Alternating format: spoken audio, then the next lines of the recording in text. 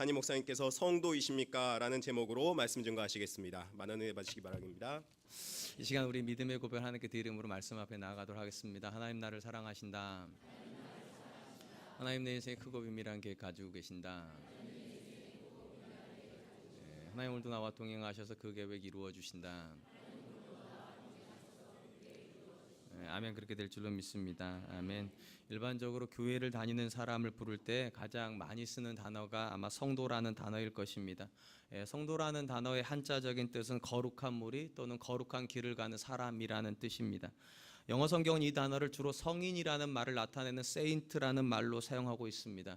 이러보건대 성도라고 하는 말은 우리가 생각하는 것보다 훨씬 무게감이 있는 단어임을 알 수 있습니다. 구약적 관점에서 볼 때 이 거룩이라고 하는 단어는 하나님께만 사용되는 그런 단어였습니다. 그도 그럴 것이 거룩이라는 개념 자체가 죄로부터 분리되어 있다는 뜻을 가지고 있기 때문에 죄인으로 태어나는 사람이 거룩하다는 말을 쓸 수가 없습니다. 그래서 사실은 거룩할 성자를 붙인다는 게 구약적 개념에서는 불가능합니다. 근데 하나님께만 이렇게 쓰는 이 거룩이란 단어가 물건에게 또 사람에게 쓰여질 때가 있습니다. 하나님을 위해서 무언가가 분리되어질 때 그땐 거룩이란 단어를 씁니다. 예를 들면 똑같은 그릇도 하나님께 드리기 위해서 만들어진 그릇은 성물이라고 부릅니다.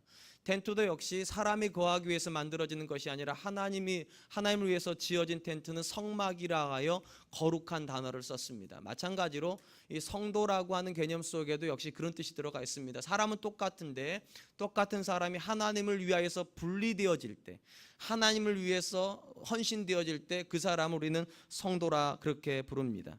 에베소서에 보면 사도 바울이 한 사람이 성도가 된다는 것이 우리가 생각하는 것보다 훨씬 오래전부터 계획되어진 일이라는 것을 이야기하게 됩니다. 에베소서 1장 3절로 6절에 이렇게 되어 있습니다. 찬송하리로다 하나님 곧 우리 주 예수 그리스도의 아버지께서 그리스도 안에서 하늘에 속한 모든 신령한 복을 우리에게 주시되 곧 창세 전에 그리스도 안에서 우리를 택하사 우리로 사랑 안에서 그 앞에 거룩하고 흠이 없게 하시려고 그 기쁘신 뜻대로 우리를 예정하사 예수 그리스도로 말미암아 자기의 아들들이 되게 하셨으니 이는 그가 사랑하는 자 안에서 우리에게 거저 주시는 바 그의 은혜의 영광을 찬송하게 하려는 것이라.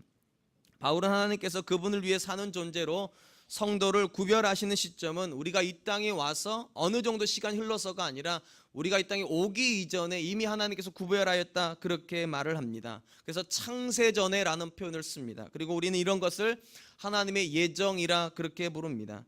바울은 하나님께서 한 사람을 창세전에 예정하신다고 합니다. 어떤 사람을 왜 예정하시는가? 목적이 있기 때문입니다. 하나님의 은혜의 영광을 찬송하게 하려고. 그리고 이것이 너무 귀한 일이기 때문에 어떤 특정한 날에 한 것이 아니라 아예 보내기 전부터 그런 목적을 가지고 예정하셨다 보내신다는 것입니다. 물론 우리는 하나님의 예정에 대해서 아는 바가 없습니다. 왜냐하면 이것은 전적인 하나님의 영역이기 때문입니다. 하나님께서 무슨 기준으로 저와 여러분을 선택하였는지 아무도 모릅니다. 얼굴로 선택한 건 아닌 것 같습니다.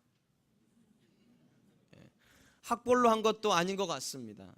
아무리 생각해 보아도 우리가 서로 매우 이질적인 사람들인데 왜 성도라는 이름으로 불려졌는지 우리가 아는 바가 하나도 없습니다. 다만 예정이라고 하는 교리는 우리가 구원받은 성도가 된 이후에 깨닫게 되는 신비이고 비밀이라는 것입니다.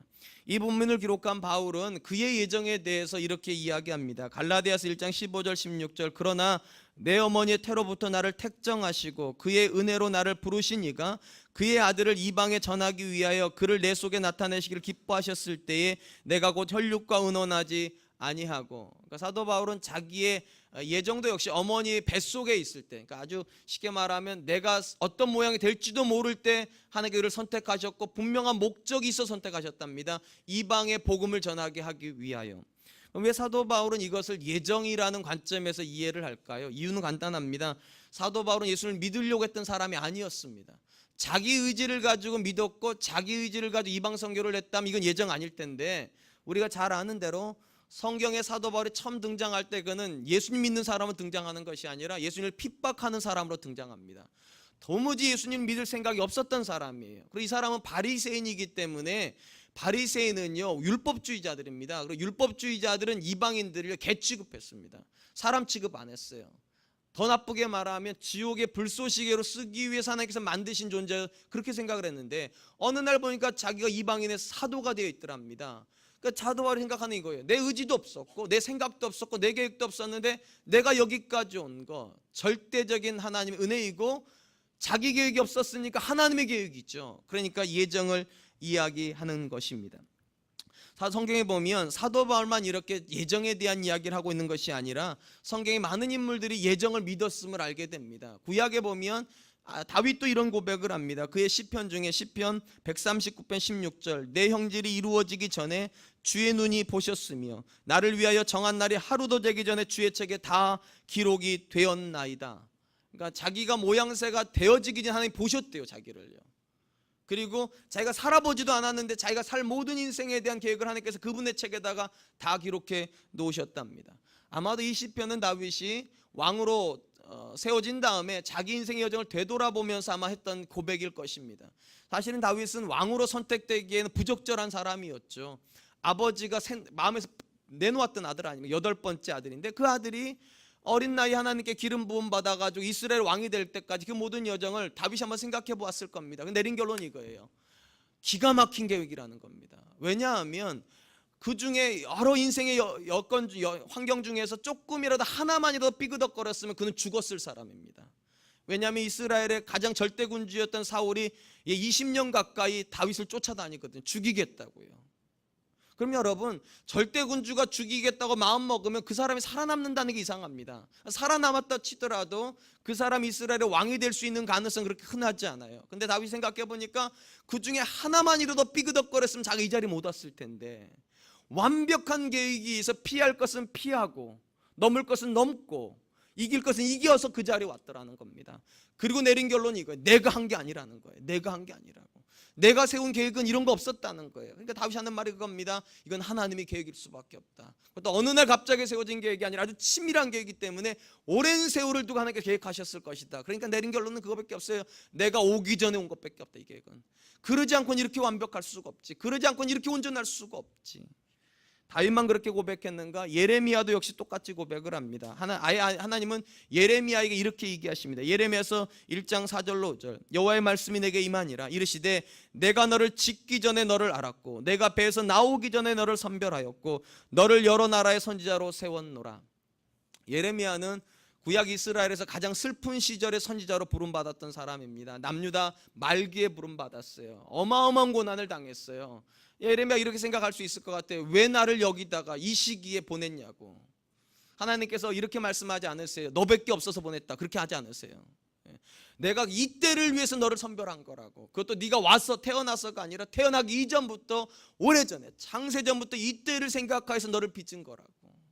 결국은 그 소명감이 예레미야를 버티게 만듭니다. 그 소명감이 그 모든 환난 속에서도 그 모든 환난 이기게 해요. 왜냐하면 구별된 사람이라는 의식과 구별된 목적이 있다라는 그 의식이 선명히 살아있으니까. 이러보건대 성경이 말하는 예정은 신비이고 비밀입니다. 하나님께서 우리가 살아보지 않은 미래에 대한 계획을 가지고 계시고 그 계획을 이룰 사람으로 우리를 예정하셨답니다. 사실은 우리가 모르는 겁니다. 사실은 모르는 거예요. 그런데 성경이 이야기합니다. 저와 여러분이 성도라면 우리는 예정된 사람이라고. 내가 태어나고 싶어서 태어난 것도 아니고, 죄송히 이렇게 말했어요. 우리 부모가 실수해서 태어난 것도 아니고, 하나님께서 분명한 목적을 가지고 창세전에 나라는 사람을 보셨답니다. 그러니까 창세기 1장이 시작되기 전부터 나를 보신 거예요. 여러분을 보신 거예요. 그냥 보신 게 아니라 분명한 목적 안에서 보신 거예요. 그 일을 이루게 하시려고. 사람마다 목적은 다 다를 수 있어요. 어떤 사람 누구의 엄마 되기 위한 목적이실 거예요. 어떤 사람 누구의 아빠 되는 목적일 것이고, 어떤 사람은 어떤 일을 위한 목적일 거예요. 그러나 그 모든 목적인 공통점이 있어요. 하나님을 위한 거라는 것.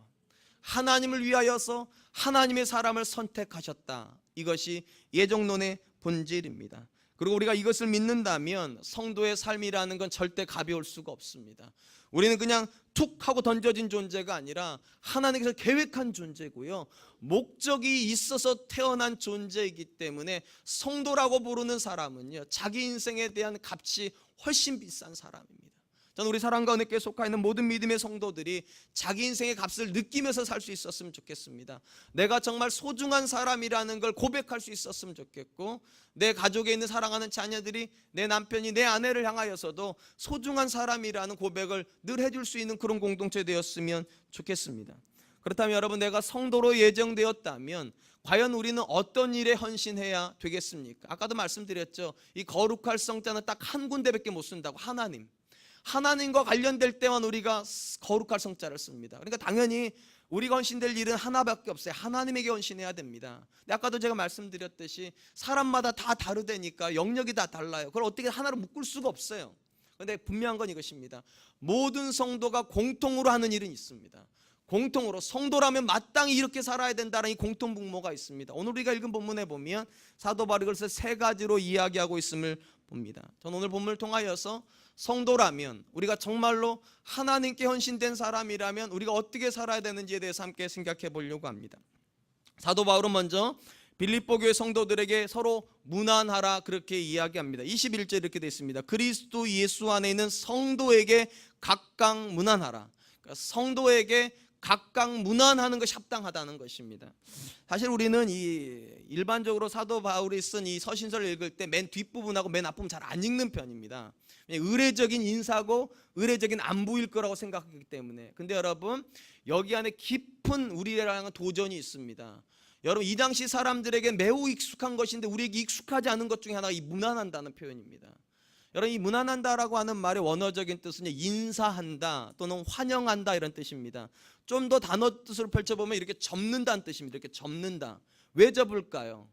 누군가를 안으면서 접는 겁니다. 이렇게요. 그래서 허그한다, 포옹한다 이런 뜻을 포함하고 있어요. 이게 접는 거니까. 무슨 말인가? 초대교회 성도들은요, 서로에게 관심이 매우 많았다는 것입니다. 그리고 처음 만나면 너무 관심이 있어가지고 알고 싶어가지고 허그하고 친밀감을 더해주는, 그렇게 살았다는 거예요. 그래서 사도 바울이 지금 이렇게 말합니다. 우리가 여기 지금 사도 바울은 로마에 있는 상황이니까 로마에 있는 성도가 지금 너희에게 문안할 뿐만 아니라 너희 성도들이 각각 문안하라고, 서로를 향하여서 환영하고 서로를 향해서 환대해야 하는 것이 옳다는 것입니다. 여러분, 당시의 사람들은요 참 관심이 많았습니다. 마게도니아 교회 사람들은 예루살렘 교회에게 관심이 많았고요, 빌립보 성도들은 바울에게 관심이 많았고요, 바울이 있었던 로마의 성도들은 이 빌립보 성도들에게 관심이 많았어요. 그러니까 성도라면 서로 관심을 가지고 있었다는 거예요. 아주 단순히 말하면 관심이 없으면 성도 아니라는 것입니다. 사실 초대교회가 처음 출발할 때, 예루살렘에서부터 교회가 출발할 때 그들이 그 당시 유대인들에게 충격을 주었던 건 다른 것 아닙니다. 성도가 성도에게 베풀었던 그 관심 때문이었습니다. 우리가 잘 알고 있는 대로 초대교회의 모습이 이렇게 기록이 되어 있습니다. 사도행전 2장 44절 47절. 믿는 사람이 다 함께 있어 모든 물건을 서로 통용하고 또 재산과 소유를 팔아 각 사람의 필요를 따라 나눠주며 날마다 마음을 같이하여 성전에 모이기를 힘쓰고 집에서 떡을 떼며 기쁨과 순전한 마음으로 음식을 먹고 하나님을 찬미하며 또 온 백성에게 칭송을 받으니 주께서 구원받는 사람을 날마다 더하게 하시니라. 당시 초대교회가 처음 태동할 때 시기는 오순절입니다. 요즘으로 말하면 맥추절입니다. 그러니까 오순절을 지키기 위해서 3대 명절 중에 하나니까 유대인들이, 각국에 흩어졌던 유대인들이 몰려들었습니다. 그리고 몰려들 때 성령이 120명에게 임한 걸 봤어요. 그리고 그 충격에 의해서 베드로가 설교를 했을 때 3,000명이 하루아침에 회심했습니다. 매우 기쁜 일이에요. 3,000명의 성도가 생겼으니까. 근데 문제가 생겼어요. 절대 다수의 성도들은, 3,000명 중에는 절대 다수는 예루살렘 사람이 아니라는 겁니다. 이방 땅에서 온 사람들이에요. 근데 여러분, 이 사람들이 회심하고 바로 돌아가면 될 텐데 돌아가고 싶지가 않죠. 왜냐하면 더 많은 설교를 듣고 싶고 더 많은 복음을 듣고 싶으니까 그 자리에 머물렀단 말이에요. 머무르고 나니까 누구에게 부담이 오겠습니까? 이 120명에게 부담이 오는 겁니다. 이들을 어떻게 먹여야 되는가? 3,000명을요. 놀라운 일이 벌어집니다. 집에서 먹을 것을 가져오기 시작합니다. 그들의 잠자리를 제공해 줬을 것입니다. 그리고 상당수의 성도들이 자기 재산을 팔아서 이들을 섬기기 시작했다는 거예요. 이건 관심이 없으면 절대로 안 되는 일 아니겠습니까? 환대하지 않으면 절대로 안 되는 일 아니겠습니까? 여러분, 120명밖에 안 되는 성도들이 3,000명 가까운 성도들을 섬기기 시작하니까 예루살렘 교회가 충격을 주는 거예요. 세상을 향하였어요. 야, 성도들이 저렇게 사랑이 많구나. 성도들이 저렇게 서로에게 헌신되어 있구나. 성도들이 저렇게 서로를 향해서 환대하는구나. 그러니까 여러분, 초대교회 전통은요, 환대하는 겁니다. 거기서부터 출발된 거예요. 성도가 네가 회심했어? 그럼 네가 알아서 해. 이랬으면 교회가 안 됐다니까요. 서로가 서로에게 헌신하여서 출발하였습니다. 그리고 모든 사도 바울의 서신에 보면 언제나 그런 식으로 되어 있어요. 여기 있는 성도들이 너희에게 문안한다고. 나와 같이 있는 일행이 너희에게 문안한다고. 이러보건대 초대교회에 시작된 교회의 뿌리는 성도 형편을 서로 돌아보는 것으로부터 출발되었습니다. 그리고 이 전통에 근거하여서 사도 바울은 지금 이렇게 권면하는 겁니다. 성도라면 각각 성도에게 문안해야 되는 것이라고.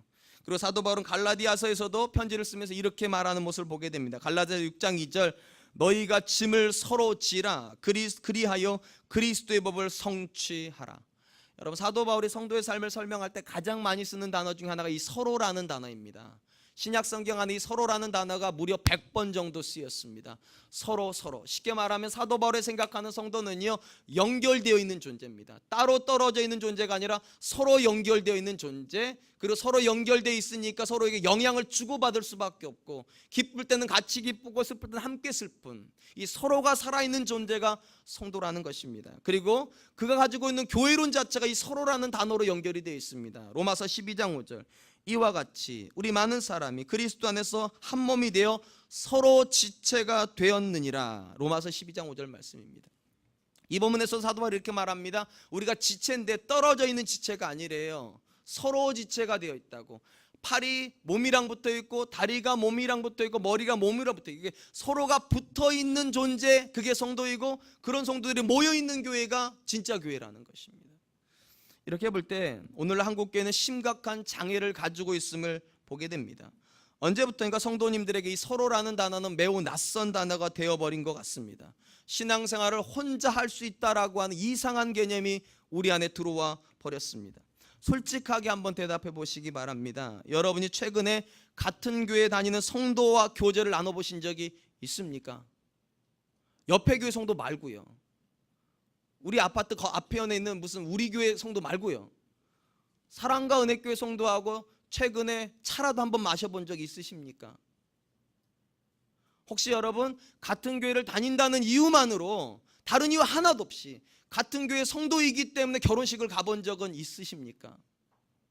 다른 이유 하나도 없이 같은 교회 성도이기 때문에 장례식은 가보신 적 있습니까? 최근에 다른 이유 하나도 없이 그냥 같은 교회 다닌다는 이유로 그 사람이 아프다는 이유로 병원 문병원 가보신 적이 있습니까? 최근에 언제부턴가 우리는 그런 일이 없이도 신앙생활을 하고 있습니다. 아마 이 자리에 계신 분들 중에 봉사부서에서 섬기시거나 순모임을 참석하시거나 아니면 이런저런 모임에 교회 모임에 참석하셨던 분들은 어쩔 수 없이라도 아마 제가 말씀드린 그 장소 가셨을 겁니다. 결혼식 가야죠. 사람이 서로 연결되는데 어떻게 안 갈 수 있겠어요? 장례식도 가셨을 거예요. 아마 병원 문병도 가셨을 것이고 차라도 마셨을 겁니다. 왜냐하면 연결되어 있으니까. 근데 언제부턴가 한국교회는 서로 연결되지 않습니다. 아주 노골적으로 제가 한번 여쭤보고 싶습니다. 여러분 이 교회 아시는 분이 있습니까? 지금 여러분 옆에 앉아있는 분은 아시는 분이십니까? 내 가족 빼고요. 과연 이 자리에 지금 우리가 한 550명 정도 아마 앉아있을 것 같은데요, 이 자리에 여러분을 아는 사람은 있습니까? 여러분이 누구의 엄마인지는 아는 분이 있습니까? 누구의 아내인지 아는 분은 있습니까? 누구의 남편인지 아는 분은 계십니까? 언제부턴가 우리는 아무도 모르는 교회를 다니고 있고요, 아무에게도 헌신하지 않아도 되는 예배를 드리다가 유유히 집으로 돌아가는 그런 사람이 되었습니다. 그리고 자기 자신을 성도라고 그렇게 부릅니다. 제가 정의를 다시 내려드릴게요. 그런 사람은 성도 아니에요. 그런 사람은 교회 다니는 사람이에요. 옛날 어른들 말로 해드릴게요. 교회 댕기는 사람들이에요. 성도 아니에요. 성도는 연결되어 있는 사람이라니까. 서로라는 단어로 연결되어 있는 사람이에요. 내가 너를 알고 너가 나를 아는 게 성도지, 나 혼자서 그냥 아무도 모르는 곳에 들어가서, 물론 여러분 이렇게 말하시겠죠. 난 정원주 목사 한다고. 죄송해요. 저는 여러분 몰라요. 그건 아는 게 아니에요. 성경이 말하는 아는 거는요, 경험하는 거예요. 내가 그 사람을 경험하는 거라고요. 그 사람의 환경을 내가 경험하는 거라고요. 그 환경 내가 들어가는 거라고요. 저는 우리 사랑과 은혜교회 성도님들이 성도 되기를 축원드립니다. 교회 다니는 사람 하지 마시고요, 성도 하십시오. 그렇기 때문에 여러분 봉사하세요. 교육부서에 들어가서 봉사하시고 재정부 들어가서 봉사하시고 성가대는 봉사할 자리가 없네요. 이전하면 자리가 나올 겁니다. 성가대 봉사하시고 찬양팀에 봉사하시고 올프렌즈 봉사하시고 단기 선교 간다 그러면 가시고, 그러면 서로 알게 되지 않겠습니까? 연결되지 않겠습니까? 그럼 성도로 살 수 있는 기회가 생기는 겁니다. 내가 너를 위해서 일할 기회가 생기는 거예요. 내가 너를 위해서 헌신할 수 있는 기회가 생기는 거예요. 그게 성도예요. 근데 우리는 성도됨을 스스로 포기하고 있는 시대를 살고 있습니다. 익명성이라고 하는 이상한 단어 속에 우리가 자유를 누리고 있어요. 여러분, 진리 안에서 자유하셔야지 익명성 안에서 자유하려고 하지 마세요. 아무도 모르니까 자유로우십니까? 여러분, 교회 다니는 사람이에요. 서로 아는 것 때문에 자유로워야 돼요. 여러분, 그렇지 않습니까? 우리가 서로 친해지면 자유로워지잖아요. 아니신가 보네. 우리 사랑과 은혜교회가 성도 되기를 축원드립니다.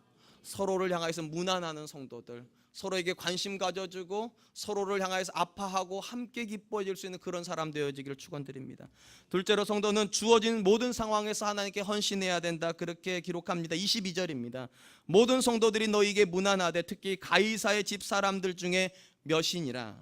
여러분, 이 본문에 나오는 가이사의 집이라고 하는 것은 총칭하여서 로마 황실을 말을 합니다. 그러니까 로마 황실 안에도 성도들이 생겨났다는 거예요.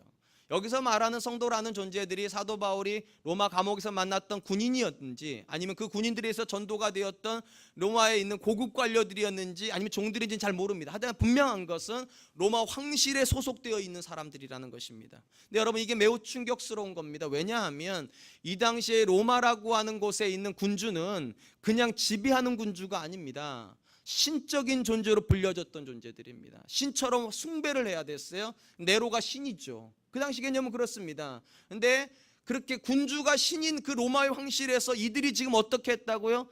군주를 신으로 고백하는 것이 아니라 예수 그리스도를 신으로, 예수 그리스도만이 참 주인으로 고백하며 살았다는 것입니다. 그 더 놀라운 것은 사도 바울은 이들에게 너희에게 예수 그리스도가 주니까 로마 황실을 떠나라고 말하고 있지 않아요. 가이사의 집에서 여전히 성도로 살고 있다는 거예요. 그리고 그 성도들이 지금 너희에게 무난한다, 그렇게 말을 하는 것입니다. 무슨 말입니까? 성도가 신앙생활을 못할 환경은 없다는 것입니다. 심지어 로마의 황실에서도 성도로 살 수 있어야 된다는 거예요. 만약에 성도 된다는 것이 어떤 조건의 문제라면 상황을 바꾸면 성도로 살 수 있을 거예요. 이 자리에 계신 분들 중에 이렇게 말씀하시는 분이 계실지 모르겠어요. 나 신앙생활이 너무 힘드니까 목사나 해야 되겠다고. 목사하면 신앙생활이 편할 것 같으니까. 여러분, 혹시 그런 생각 가지고 있으시면 하지 마세요. 절대로 하지 마세요. 제가 최근에 제 안에 이거 절대 이 말도 오해하지 마세요. 제가 윤회설 믿지 않아요. 한 번 죽으면 끝난다고 저 믿어요. 그래도 궁금하니까 물어보는 거예요. 제가 제 아내한테. 정말 그럴 일은 없겠지만, 정말 그럴 일은 없겠지만 다시 태어나면, 그런 말 있잖아요. 다시 태어나면 나랑 결혼하겠냐고 제가 물어봤어요. 제 아내가 뭐라고 대답했을까요? 저한테 다시 질문하더라고요. 내가 먼저 질문하겠다고. 그러면 다시 태어나면 목사할 거냐고. 제가 다시 태어나면 목사하겠다고. 그럼 결혼 안 하겠다고.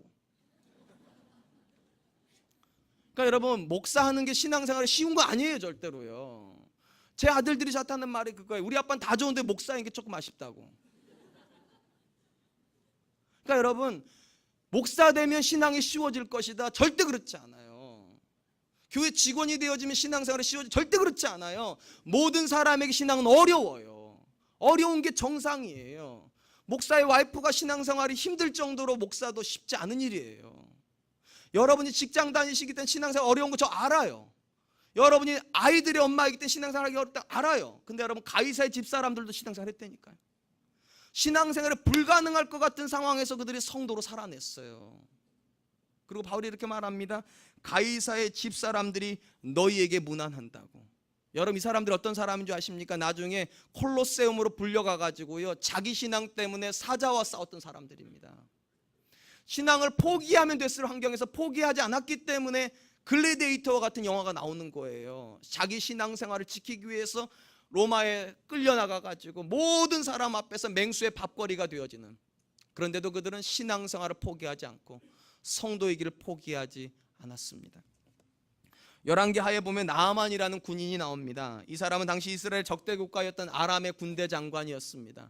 이 사람이 얼마나 그 당시 그 나라 사람들한테 위대한 사람이었냐면 국가의 위기로부터 나라를 구해낸 국민적인 영웅이었습니다. 그리고 당연히 왕에게 엄청난 총애를 받았어요. 근데 문제가 하나 있습니다. 이 사람은 문둥병자였습니다. 요즘 말로 하면 나병 환자였습니다.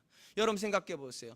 모든 백성 앞에 나와야 되는 군대 장관인데요, 문둥병자예요. 왕을 가장 측근해서 호위해야 되는데 이 사람이 나병 환자예요. 얼마나 큰 고통이겠어요? 근데 어느 날 이 사람에게 이상한 소리가 하나가 들려옵니다. 자기 집에 며칠 전에 잡혀온, 예루살렘에서 잡혀온 이스라엘 여종 하나이가 있어요. 여종 하나이가 걸레 닦으면서 이러는 거야. 저까지 그 나병이야? 우리 엘리사한테만 가면 금방 낫는데 저까지 그 나병이야? 이러고 있는 거야 자꾸 애가. 이 소리가 들려가지고 나병이 낫는다는 이 말이 나만에게 들렸습니다. 그리고 나만이 믿음이 생겨버렸어요. 참 우리는 믿음도 안 생기는 게 그 사람은 듣는 소문으로도 믿음이 생겨요. 그래가지고 이 사람이 나을까 하는 확신을 가지고 이스라엘에 옵니다. 그리고 엘리사에게 찾아갑니다. 우리 그 얘기는 다 알아요. 엘리사가 뭐라고 말합니까? 요단강에 가서 7번 씻으라고. 처음에는 순종하지 않지만 결국 순종합니다. 깨끗이 나왔습니다. 충격을 받았어요. 자기 나라에서 자기가 섬긴 신에게 온갖 것을 다해도 낫지 않았던 것이 하나님의 말씀 한 번 듣고 요단강 들어가서 씻었다고 나와버렸어요. 확신이 들었어요. 어떤 확신이요? 천하의 하나님 외에는 신이 없구나 하는 확신이에요. 그리고 그 믿음 가지고 엘리사에게 이렇게 요청합니다. 열왕기하 5장 17절 나아만이 이르되 그러면 청하건대 노새 2마리의 실을 흙을 당신의 종에게 주소서. 이제부터는 종이 번제물과 다른 희생제물을 여호와 외 다른 신에게는 드리지 아니하고 다만 여호와께 드리겠나이다. 여러분 이게 정말로 대단한 고백입니다. 나만 이렇게 말하는 겁니다. 이제 내가 고향으로 돌아가면 다른 어떤 신도 섬기지 않겠다고. 우리나라가 섬기는 어떤 신도 신이라고 고백하지 않고 오직 하나님께만 제사 드리고 싶습니다. 그래서 그러기 위해서 이스라엘에 있는 흙을 가져가겠다는 거예요. 가서 토단을 쌓고 그 위에 번제단을 세우겠다는 거예요. 그리고 나만의 예배를 드리겠다는 겁니다. 모든 사람들이 림몬의 진당에 가서 예배 드릴 때 나는 나만의 예배를 드리겠다고.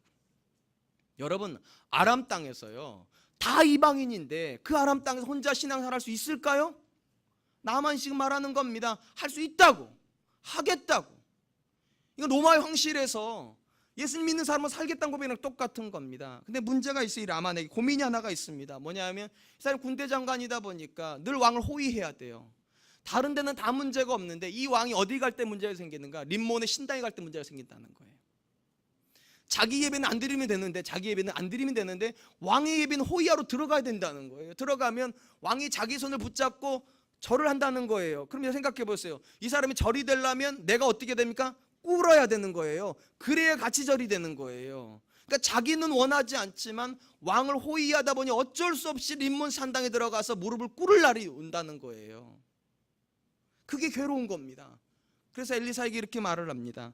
열왕기하 5장 18절 오직 한 가지 일이 있사오니 여호와께서 당신의 종을 용서하기를 원하나이다. 곧 내 주인께서 림몬의 신당에 들어가서 거기서 경배하며 그가 내 손을 의지하시며 내가 림몬의 신당에서 몸을 굽히오니 내가 림몬의 신당에서 몸을 굽힐 때 여호와께서 이 일에 대하여 당신의 종을 용서하시기를 원하나이다. 무슨 말이 이런 겁니다. 나와 관련된 모든 건 내가 다 바꿀 수 있습니다. 하나님만 예배하기 위해서 모든 거 포기할 수 있습니다. 근데 내가 바꿀 수 없는 존재가 한 명이 있습니다. 왕입니다. 왕은 내가 못 바꿉니다. 그 사람의 신앙생활을 위해서 내가 따라 들어가야 될 때 하나님께서 내게 긍휼을 베풀어 주시기를 원합니다. 하나님 뭐라고 말씀하셨을까요? 엘리사가 뭐라고 말할까요? 영어로 shut up 이랬을까요? 그런 게 신앙이야? 자결을 해야지 이랬을까요? 아니 그렇게 얘기 안 했어요. 엘리사가 이렇게 얘기를 합니다. 열왕기하 5장 19절 엘리사가 이르되 너는 평안히 가라 아니라 그가 엘리사를 떠나 조금 가니라 이렇게 말씀하세요. 하나님이 네 중심으로 안다고. 네가 아람이란 땅에서 도무지 신앙생활을 불가능한 그 땅에서 성도로 살기 위해서 네가 씨름하는 그 마음 하나님 아신다는 거예요. 네가 얼마나 철저하게 하나님께 헌신되고 싶어하는지 그 마음 안다는 거예요. 그러니까 평안히 가라고. 너의 예배를 하나님께서 받으실 거라고. 너가 그 자리에 림몬의 신당에 들어갈지라도 네가 예배하러 들어가지 않는다는 하나님께서 아실 거라고. 평안히 가라고. 사랑하는 성도 여러분, 예배할 수 없고 신앙생활 할 수 없을 것 같은 그 환경에서도 여러분 하나님은 성도를 찾으신다는 걸 명심하십시오. 우리 주변에는요 이렇게 나아만과 같은 고민을 하고 있는 사람들이 정말로 많이 있습니다. 본인의 신앙은 도무지 견고하여서 제사 드리면 안 된다는 거 알지만 하나님께서 내게 주신 남편이 장남이고 그 집안이 시댁이 제사를 드리는 문화이기 때문에 어쩔 수 없이 그 제사 현장에 끌려가는 우리 자부들이 얼마나 많이 있습니까? 우리 며느님들이 얼마나 많이 있습니까? 이런 상황에서 어떻게 해야 할까요? 시댁의 문화를 맞추기 위해서 내 신앙을 내려놔야 될까요? 내 신앙을 지키기 위해서 시댁을 포기해야 될까요? 오늘 사도 바울이 뭐라고 말하지 아십니까? 그 시댁에 가서 성도로 살으라는 겁니다. 그 시댁에 가서 성도로 살으라고. 그 제사가 있는 그곳에 가서 성도로 살으라는 것입니다. 여러분, 많은 경우 우리 크리스찬 며느님들이 이렇게 하죠. 시어머님이 제사를 드려야 된다니까 늦게 가버리잖아요. 제사 다 끝난 다음에 어머니 하고 이렇게. 그런단 말이죠. 사도 바울의 대답이 뭔지 아세요? 그건 아니라는 거예요. 그거 아니라는 거예요. 여러분, 성도가 힘든 거 알아요. 맞아요. 근데 여러분, 우리 믿음의 조상들이요 보여주셨던 많은 샘플들이 있습니다. 그분들은요 제사를 피하여서 제사를 이긴 분이 아니에요. 제사를 정면 돌파해서 제사를 이겼습니다. 어떻게 했는가? 이런 식으로 대부분 했어요. 다른 며느리들이 오기 몇 시간 전에 먼저 가서 제사 음식을 엄청나게 만들어요. 어머님이 감동할 때까지. 그리고 나서 제사를 드려줄 때는 어머니 너무 힘들어. 그래서 쉬어라. 그리고 제사는 드려져 버렸어요. 그런 케이스도 있고요. 어머니 마음을 얻기 위해서 몇 달 전부터 제사 드리고 이미 전부터 계속 전화드리고 계속 선물 공세하고 우리 일찍 가서 마음을 다 얻고 나면 어머니께 또 피할 꿈을 준다는 거. 큰아가야 너는 가가지고 저기 어른들 시중이나 좀 들으라고. 그래서 슈퍼마켓 갔다 온 사이 제사 다 끝나버렸어요. 무슨 말인가? 여러분, 정말로 우리가 그 시댁에 보내진 하나님께 그 시댁을 위해서 나를 선택한 사람이라는 걸 믿으신다면요 피할 생각하지 마세요.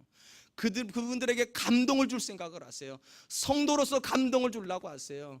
시어머님들이 이렇게 말할 수 있었으면 정말 좋겠어요. 며느리들이 정말로 많지만 예수님 믿는 며느리가 제일 낫더라.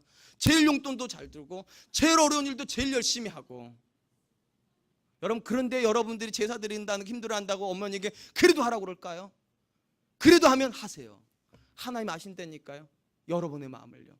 제사를 피해보고 싶어가지고 그 시댁의 문화를 바꾸고 싶어가지고 여러분이 그렇게 한 거 하나님 다 아신다고요. 엘리사가 이렇게 말하잖아요. 평안히 갈지라. 평안히 갈. 그렇게까지 했는데도 시어머니가 너한테 제사 시킨다면 평안히 갈지어다. 근데 여러분, 하나님께서 저와 여러분에게 피할 길 주실 줄로 믿습니다. 왜냐하면 가이사의 집에서도 성도로 산다지 않습니까? 우리 사랑하는 남편들에게 제가 질문 드리고 싶습니다. 각박한 현실입니다. 직장 생활하면서 성도로 사는 게 가능하겠습니까? 많은 분들이 그렇게 얘기합니다. 목사님은 회사 생활을 모른다고. 저 모릅니다. 몰라요. 근데 한 가지는 압니다. 여러분의 회사 생활이 콜로세움과 같지는 않을 겁니다. 목 내놓고 하는 그거 아니지 않습니까? 여러분이 예수님 믿는다고 해서 여러분한테 사자 보냅니까? 그런 거 아니지 않습니까? 얼마든지 할 수 있습니다. 얼마든지. 사도 바울이 한 얘기 그거예요. 가이사의 집에서도 성도들이 있다는 거예요. 도무지 신앙생활을 못하고 성도다운 생활을 못할 것 같은 그 현장에서도 나만이 있고요. 그리고 저와 여러분이 그 다음 사람이 되기를 원한다는 것입니다. 사랑하는 성도 여러분, 전 저와 여러분들에게 신앙이 그랬으면 좋겠습니다. 모든 환경에서 하나님의 사람으로 살겠다. 어떤 상황에서도 내가 성도됨의 고백을 포기하지 않겠다. 마지막입니다. 성도는 내 힘이 아니라 예수 그리스도의 은혜로 살아가는 존재들이어야 합니다. 23절 같이 읽습니다. 시작. 주 예수 그리스도의 은혜가 너희 심령에 있을지어다. 여러분, 사도 바울이 빌립보서를 처음 시작할 때요 이런 말로 인사를 했었습니다. 1장 2절에 하나님 우리 아버지와 주 예수 그리스도로부터 은혜와 평강이 너희에게 있을지어다. 쉽게 말하면 시작하는 말도 은혜로 시작했고 끝나는 말도 은혜입니다. 왜 이렇게 했을까요? 이유는 간단해요. 성도를 성도되게 하는 본질은 은혜이기 때문입니다. 사도 바울이 늘 이렇게 얘기하죠. 나의 나 된 것은 하나님의 은혜로 된 것이라.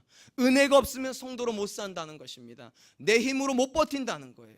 여러분, 사도 바울 생각해 보세요. 수많은 핍박이 있었고 수많은 매맞음이 있었고 수많은 감옥살이가 있었어요. 그럼에도 불구하고 그는 믿음이 꺾이지 않아요. 왜요? 의지력이 뛰어나기 때문에요? 아니면 맷집이 좋기 때문에? 아니에요. 은혜가 붙잡고 있으니까요. 지금 똑같이 얘기하는 겁니다. 너희가 성도로 살고 싶으면 하나님 은혜가 너희에게 있어야 된다는 거예요. 첫 출발도 은혜로 출발해야 되고 마지막 지점까지 은혜로 달려갈 수 있어야 된다는 것입니다. 사랑하는 성도 여러분, 만약에 성도로 살아간다는 것이 내 의지의 문제라면 일정 부분은 버틸 수 있을 거예요. 가이사의 집에서도 일정한 시간 버틸 수 있을 거예요. 근데 여러분, 콜레세움으로 불려나가는 현장도 버틸 수 있겠습니까? 내 힘으로? 못 버티는 겁니다. 은혜가 아니면 못 버티는 거예요. 은혜가 아니면 못 사는 거예요. 제가 설교 시간에 자주 인용하는 인물 중에 한 사람이 다니엘입니다. 여러분, 다니엘이 바벨론으로 끌려갔죠. 바벨론의 현장은 성도로 못 사는 현장이잖아요. 우리가 다 아는 것처럼 그가 바벨론에서도 성도로 살기로 작정합니다. 뜻을 정하였어요. 놀라운 일이 벌어집니다. 뜻을 정하자 하나님 은혜가 부어집니다. 하나님 은혜가 부어집니다. 이렇게 기록이 되어 있어요. 다니엘서 1장 8절로 9절. 다니엘이 뜻을 정하여 왕의 음식과 그가 마시는 포도주로 자기를 더럽히지 아니하리라고 자기를 더럽히지 아니하도록 환관장에게 구하니 하나님이 다니엘로 하여금 환관장에게 은혜와 긍휼을 얻게 하신지라. 성도로 살겠다고, 바벨론 땅에서도 성도로 살겠다고 결심할 때 하나님의 은혜가 환관장을 통하여 부어지더라. 그리고 그 은혜 때문에 다니엘이, 여러분, 도무지 성도로 못 살 것 같은 다니엘이요, 바벨론 땅에서 성도로 살아남습니다. 제가 이렇게 멈추면 뭐 하라고 그랬죠? 아멘. 그렇죠. 여러분, 믿으시기 바랍니다. 하나님의 은혜가 있기 때문에 성도로 살으라는 거예요. 내 힘으로 버티라고 그러면 우리 중에 의지 약해서 못한다는 사람 나온다니까요. 나는 결심이 온전하지 못하면 안 된다고 말하는 사람 나올 거라니까요. 하나님 뭐라고 말씀하시냐? 네 힘으로 하라는 게 아니라고. 네 힘으로, 내게 능력 주시는 자 안에서 내가 모든 것을 할 수 있느니라. 모든 상황에서 성도로 살게 하신다는 거예요. 그러므로 사랑하는 성도 여러분, 우리 안에 다시 한번 결심이 있었으면 좋겠습니다. 교회 댕기는 사람으로 살지 마세요. 성도로 사세요. 성도 사는 데서 가장 중요한 게 뭐 내 결심 아니에요. 사실은요, 그거보다 더 중요한 게 있어요. 내게 능력 주시는 분 계시다. 은혜 베푸시는 분 계시다. 그 상황을 살게 하시는 분이 계시다. 나만을 살게 하시는 분, 콜로세움의 로마의 시민들을 살게 하시는, 믿음으로 살게 하시는 그분, 그리고 바벨론 땅에서 성도로 다니엘을 살게 하신 그분이 오늘도 우리를 살게 하실 줄로 믿습니다. 능력 베푸시기를 기뻐하시고 은혜 베푸시기를 기뻐하시는 하나님, 오늘도 우리가 그 하나님과 동행하는 복된 한 주간 되었으면 좋겠습니다. 이제 말씀을 맺겠습니다. 우리는 교회를 다니는 사람을 일반적으로 성도라고 부르지만 그건 교회 다니는 사람입니다. 진짜 성도는 헌신된 사람입니다. 하나님을 위하여서 내가 헌신된 그 사람이 성도입니다. 그리고 그 성도가 살아가는 삶이 세 가지라고 지금 바울이 얘기합니다. 첫 번째, 서로에게 연결되어 있어야 된다. 서로를 향해서 무난하는 사람이라야 성도입니다. 서로가 서로의 아픔을 공유하고 기쁨을 공유할 수 있어야 됩니다. 두 번째, 모든 상황에서 성도로 살 수 있어야 성도입니다. 어떤 환경이 되니까, 어떤 여건이 되니까 나는 11조도 하고 교회도 아니에요. 모든 상황에서, 심지어 가이사의 집에서도 성도로 살아남아야 돼요. 아람 땅에서도 성도로 살아남아야 돼요. 바벨론 땅에서도 성도로 살아남아야 돼요. 여러분의 시댁 문화 속에서도 성도로 살아남아야 돼요. 직장에서도 성도로 살아남아야 돼요. 그게 성도예요. 세 번째, 내 힘으로 사는 성도가 아니라니까요. 그분의 은혜로 사는 사람이에요. 그 상황에서 능력 주실 걸 믿고, 그 상황에서 힘되어 주실 걸 믿고 그분 붙잡고 살아가는 사람, 그 사람이 성도입니다. 우리 사랑과 은혜 교회가 그런 성도들의 무리였으면 좋겠습니다. 이 교회가 교회 다니는 사람으로 넘쳐나는 것이 아니라 성도로 넘쳐나기를 축원드립니다. 여러분, 300명의 기도원 용사가 13만 5천 명을 이기는 역사예요. 왜냐하면 성도는 그 능력이 있어요. 우리 교회가, 우리 사랑과 은혜 교회가 그런 교회로 하루하루 성장해 나가서 정말 성도들이 성도를 보면서 기뻐하는 그런 날 있기를 주님의 이름으로 축원드리겠습니다. 이 시간 우리가 하나님께 찬양 드릴 텐데요, 부르신 곳에서라는 찬양입니다. 하나님께서 우리를 어느 곳에 갖다 놓으시든지 간에 그 현장에서 내가 하나님을 예배하는 사람으로, 내가 성도로 살겠다, 하나님의 은혜가 우리 안에 있다는 그 믿음 가지고 어떤 환경에서도 하나님을 예배하는 성도로 살겠습니다. 우리 이 시간 그 마음 가지고 우리 함께 찬양 드리도록 하겠습니다.